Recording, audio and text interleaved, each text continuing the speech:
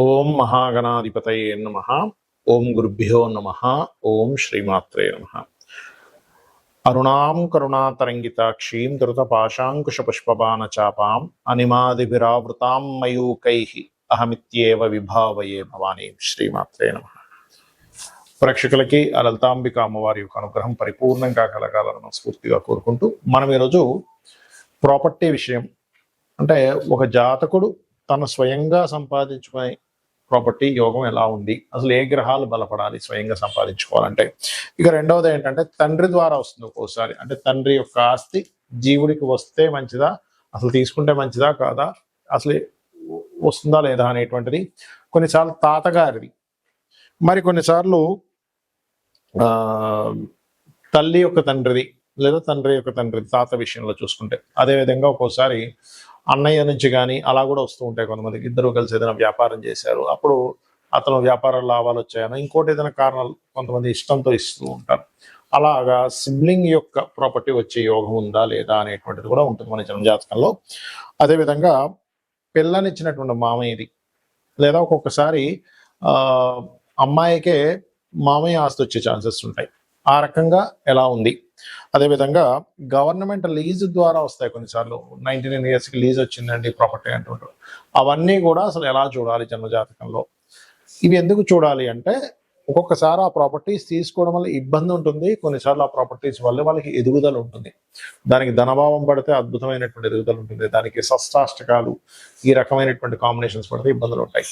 ఒక్కొక్క లగ్నానికి ఆ లగ్నరీత్యా వాళ్ళకి ఏ అధిపతి అవుతాడు, దాని పరంగా వాళ్ళు ఎలా చూసుకోవాలి, అసలు ఉందా లేదా అని ఎలా కనుక్కోవాలి అనేటువంటి విషయాలు చెప్తుంది నేనైనప్పటికీ కూడా చెప్పిస్తుంది సాక్షాత్ లలిత అమ్మవారిగా భావిస్తూ ఒక్కొక్క లగ్నం గురించి మనం తెలుసుకుందాం. తులా లగ్నము, తులారాశి.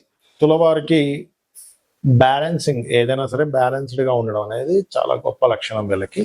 అయితే ఇక్కడ ఆస్తికి కారకుడు, సహజంగా స్వయంగా వీళ్ళు కొనుక్కునేటువంటి ప్రాపర్టీ కారకుడు శని భగవానుడు అవుతాడు.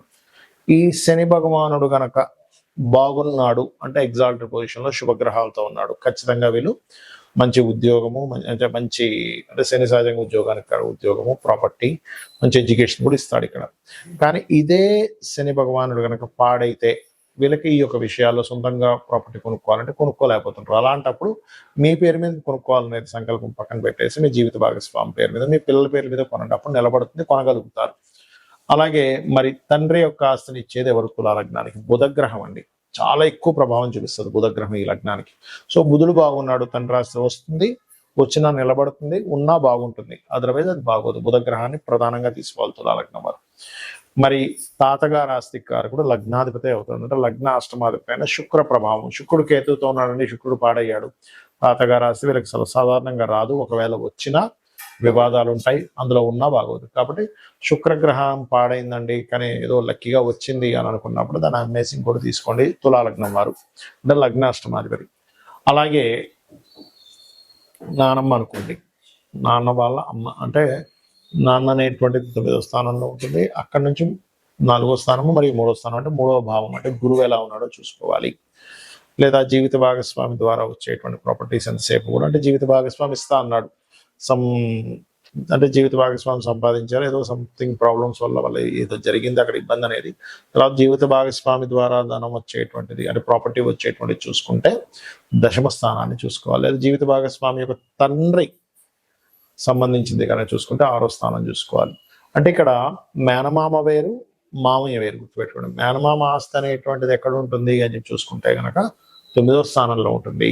తండ్రి యొక్క, అంటే ఐ మీన్ భర్త యొక్క తండ్రి ప్రాపర్టీ ఎక్కడ ఉంటుందంటే అది వెరీ క్లియర్లీ మనకి 6వ స్థానంలో ఉంటుంది. ఎందుకంటే సప్తమ స్థానాత్ భాగ్యస్థానం అనేది 3వ స్థానంలో ఉంటే అక్కడి నుంచి 4వ స్థానం అయితే 6వ స్థానం. అంటే మీ తులాలగ్నానికి గురువు గనక పాడయ్యాడు, అప్పుడు చాలా మంది అడుగుతుంటారు, ఏమండి మా జాతకం పరంగా మరి మా హస్బెండ్ వైపు వాళ్ళ ఫాదర్ కొంత ఇవ్వాలి, ఈ తాతగారు అవుతారు పిల్లలకి, సో తాతాస్తి వీళ్ళకి వస్తుంది అన్నప్పుడు, అలాంటప్పుడు ఆ పిల్లల జాతకాన్ని తాతాస్తి వచ్చే యోగం ఉందో చెక్ చేయాలి.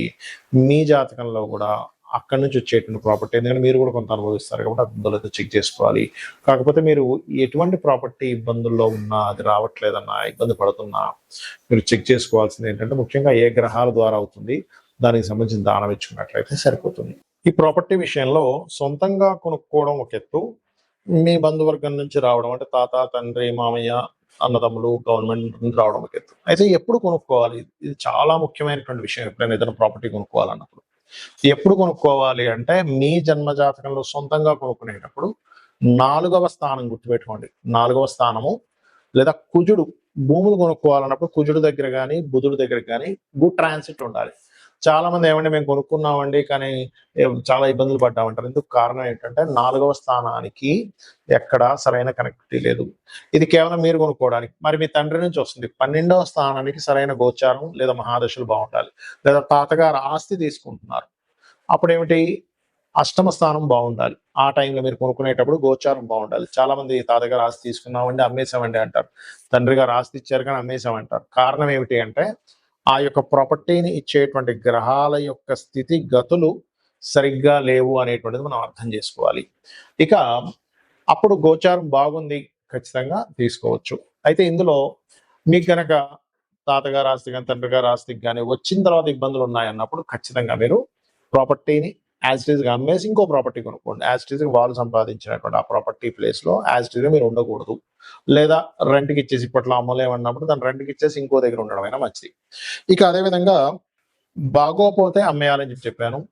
మరొక విషయం ఏంటంటే ఇక్కడ మరి ఎప్పుడు కొనకూడదు అంటే కేతు సంబంధం లేదా పాపగ్రహం గనక ఇంతకుముందు నేను చెప్పినటువంటి భావములు అంటే ఏ కాంబినేషన్స్ వల్ల ఎవరి నుంచి ప్రాపర్టీ వస్తుంది లేదా సొంతంగా కొనుక్కుంటారని చెప్పని అక్కడ గనక పాపగ్రహ సంబంధాలు ఉన్నా, ముఖ్యంగా కేతు సంబంధం కనుక వస్తే ఆ టైంలో మీరు కొనడం కానీ ఇంకా ఎందుకంటే ఆ టైంలో అమ్మే టైం నడుస్తుంటుంది మీకు. కొంతమంది ఈ ప్రాపర్టీ అమ్ముదాం అనుకుంటారు, కేతు సంబంధం వచ్చినప్పుడు ఖచ్చితంగా అమ్మేస్తారు. కేతుతో పాటు గురు సంబంధం కూడా వస్తే మంచి రేటుకి అమ్ముతారు. ఇట్లా ఉంటుంది అనమాట. అలాగే సిమ్టమ్స్ ఏమిటి మీరు అనిపించవచ్చు ఏమంటే నాకు ఈ ప్రాపర్టీ పనికి వస్తుందని నాకు ఎట్లా అర్థం అవ్వాలి? ఎలా అంటే ఇప్పుడు మనం ఒక ప్రాపర్టీ కొనేటప్పుడు కూడా మనకు తెలుస్తుందండి. ఆ ప్రాపర్టీ దగ్గర కొనడానికి వెళ్ళినప్పుడు ఏవో మనకు తెలియకుండా కొన్ని నెగటివ్ అంటే ఏదో గొడవ జరగడమను, లేకపోతే అక్కడికి వెళ్ళేటప్పుడు సంథింగ్ మన లైఫ్లో జరిగేటువంటి అనీజీనెస్లు కొన్ని జరుగుతూ ఉంటాయి. కారు ఆగిపోవడమనో, రాంగ్ రూట్లో వెళ్ళిపోవడమనో, అక్కడికి వెళ్ళాల్సిన ఇంకో దగ్గరికి వెళ్ళిపోవడమనో రాంగ్గా చూపించి, లేకపోతే అప్పుడే దాని దుర్వార్తలు ఇవన్నీ కూడా మీరు కొనేటప్పుడు ప్రకృతి మీకు అందించేటువంటి ఒక సిమ్టమ్ అనమాట. అంటే అదొక చెప్తూ ఉంటుంది ప్రకృతి మనకి ముందుగా సందేశాన్ని ఇస్తూ ఉంటుంది. మనకి సందేహం వస్తుంది ఆ టైంలో. అయితే ఇక్కడ మీరు ఓన్గా కొనుక్కునే విషయంలోనే ఈ యొక్క ఇది తెలుస్తూ ఉంటుంది.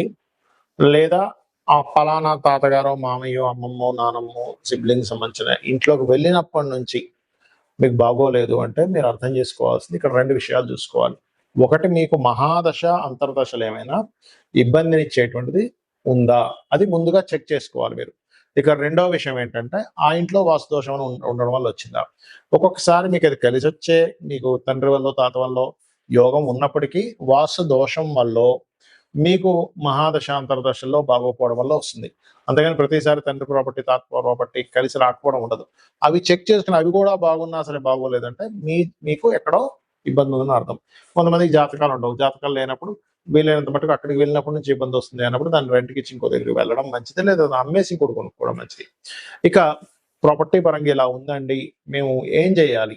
ఇప్పుడు సొంతంగా ప్రాపర్టీ కొనుక్కోవాలన్నా లేకపోతే ఎవరైనా సరే ఏదైనా ప్రాపర్టీ పొందాలన్నా ముఖ్యంగా గురు కుజ గ్రహాల దగ్గర దీపారాధన చేస్తూ ఉంటే తొందరగా ప్రాపర్టీ యోగం వస్తుంది ఒకటి. రెండవది మణిద్వీప వర్ణన ఖచ్చితంగా ప్రాపర్టీ యోగాన్ని ఏదైనా గృహం కొనుక్కోవాలనే యోగాన్ని కలిగిస్తుంది.